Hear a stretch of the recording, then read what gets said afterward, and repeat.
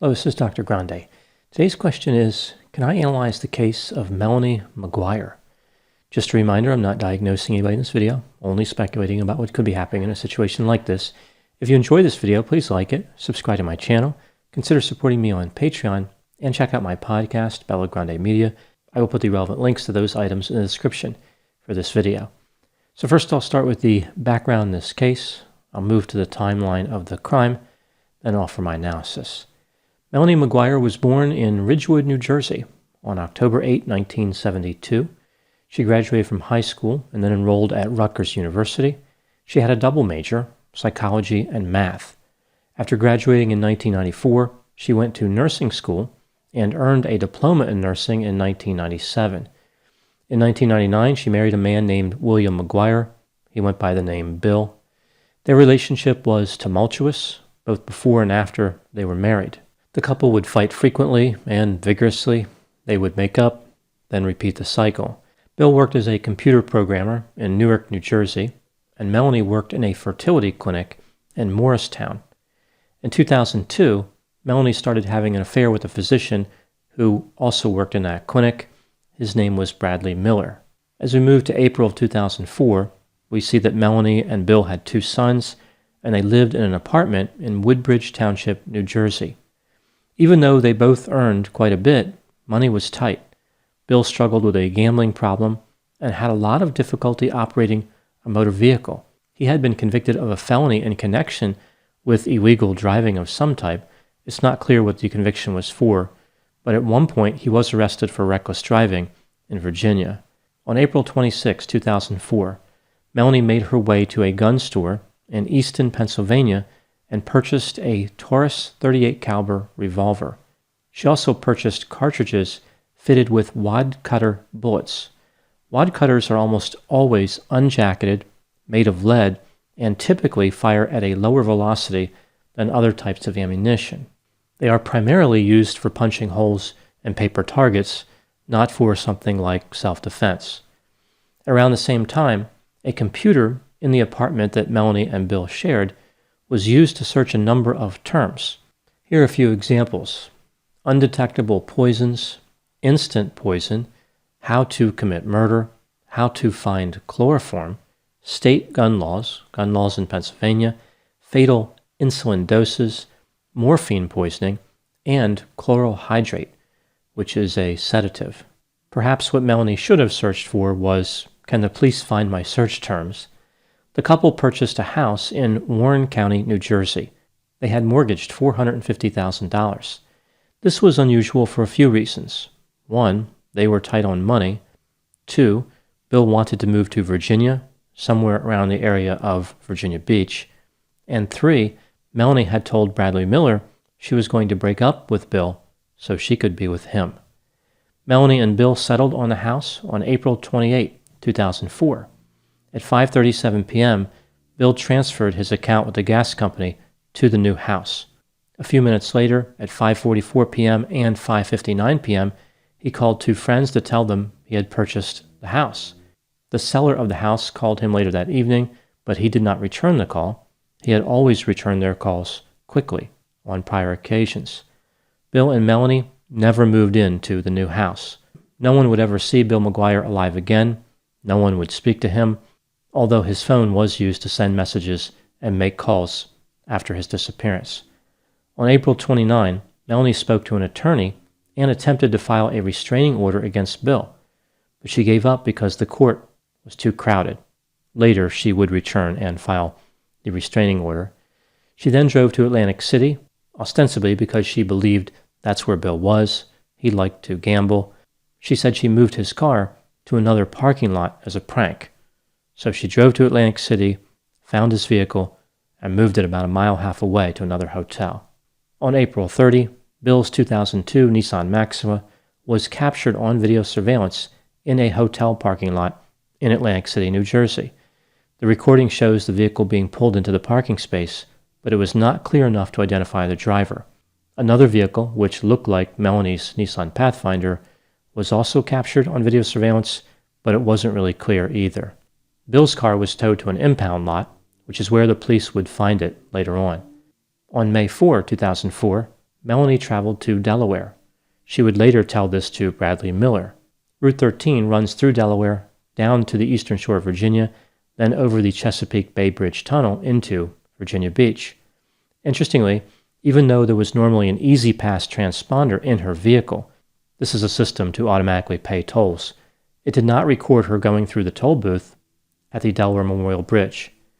On May 5, in Virginia Beach, a suitcase containing human legs was found by some people who were in a boat fishing near the Bay Bridge. On May 11, a bird watcher found another suitcase on Fisherman's Island. This is on the eastern shore of Virginia.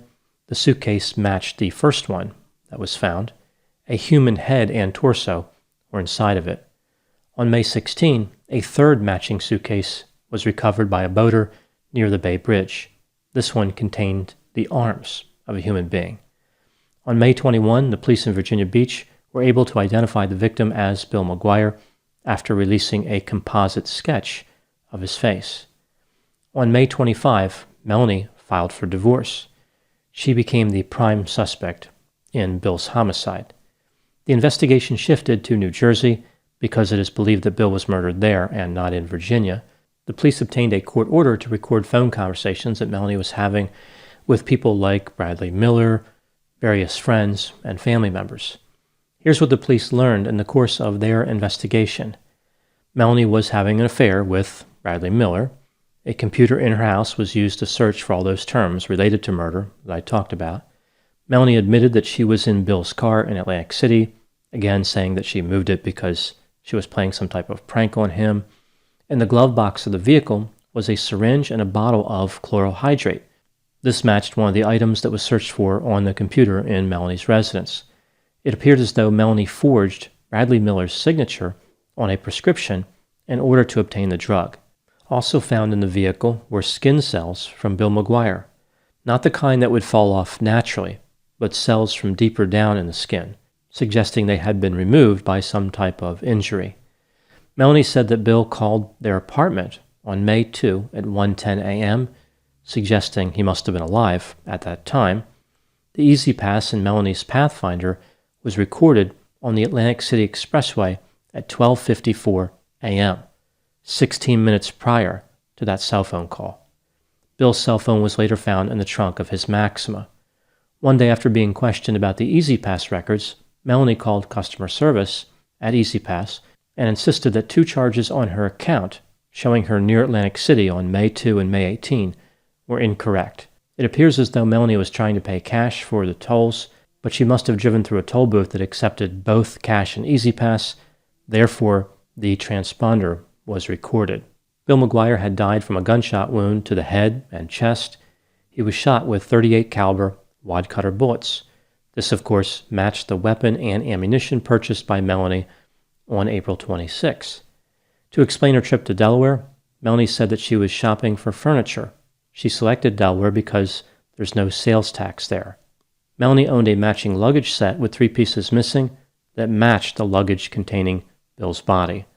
The plastic bags containing his body parts, which were in these suitcases, matched bags from a roll in Melanie's residence. A towel was found in one of the suitcases containing Bill's body. It matched towels found in Melanie's house and at her workplace.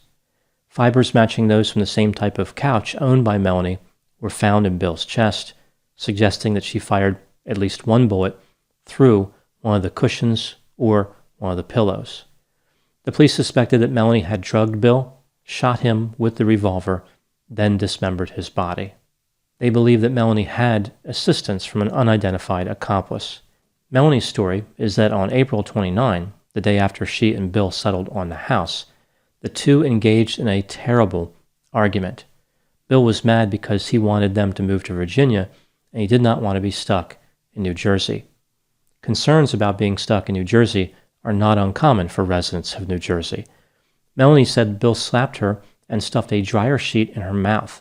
She escaped into the bathroom, locked herself in, then Bill left the house and never returned. Melanie was arrested on June 2, 2005, after dropping her sons off at a daycare. She was charged in connection with murdering and dismembering Bill McGuire. She was released on $750,000 bail a few days later. Her bail was raised to $2.1 million in October after the grand jury indicted her on 4 counts. She made bail again and was set free. Just 15 days later, a second indictment accused her of writing a series of letters designed to throw the police off her trail. She was arrested again, this time for 2 counts of hindering apprehension, and released after posting another $10,000 in bail. Melanie's trial began in March of 2007. In April, she was convicted of first-degree murder, desecration of human remains, possession of a weapon for an unlawful purpose, and perjury. She was found not guilty of tampering with evidence, possession of Xanax without a prescription, and hindering apprehension. In July of 2007, Melanie McGuire was sentenced to life plus 5 years in prison. She will be eligible for parole in 2073 at 101 years old. Undoubtedly, that'll be a time of much celebration. She turns 100, that's special, and then next year, she gets out of prison. Now moving to my analysis. Was Melanie McGuire actually guilty? There are some people who believe she was not. Let's take a look at the evidence both for and against the idea that she's guilty, starting with the inculpatory evidence. I covered a lot of these items before when talking about the investigation, so I will just use bullet points here. Melanie was having an affair. She searched terms that looked very suspicious not long before Bill was murdered. She bought a gun and ammunition that matched the injuries to Bill McGuire. She drove to Atlantic City, ostensibly to move Bill's car, but it seems likely she planted his car there. Melanie was near the location in Atlantic City when that call to her apartment was made, ostensibly by Bill McGuire. She forged a prescription to get chloral hydrate. Skin cells from Bill were found in his car. She drove to Delaware, ostensibly to enjoy tax-free shopping, but probably to get to Virginia and dump Bill's body. It appears as though the luggage, plastic bags, and towels that were used to dispose of Bill's body belonged to Melanie. Cushion fibers were found on one of the bullets. It appears as though she mailed packages to the Attorney General in order to derail the investigation. Now looking at the exculpatory evidence, Melanie's accomplice, if she had one, was never identified. Chloral hydrate was not found in Bill's body, although Melanie could have planted it there to make it look like he was misusing substances. No one witnessed the murder. No one witnessed her disposing of the body.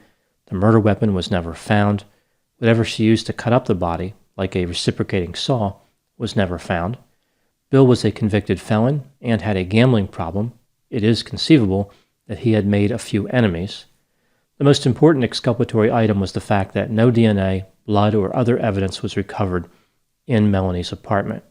It seems incredible that she could murder Bill and cut up his body and not leave any evidence behind. Even though the police believe she did commit the murder in the apartment, it's possible it occurred somewhere else. With all this in mind, do I think she was guilty? I think she was guilty in reality and guilty beyond a reasonable doubt. There is actually very little doubt in this case. The fact the police couldn't find any physical evidence in the apartment could be explained again by a different location for the homicide, or Melanie just doing a very good job cleaning the crime scene. She had a lot of time available in the timeline where she could have been in there and cleaning everything up. I'm amazed that there are so many people who believe she is innocent. In my opinion, there is no viable alternate theory of this crime. What do I think happened in this case? I think that Melanie was fantasizing about a life with Bradley Miller.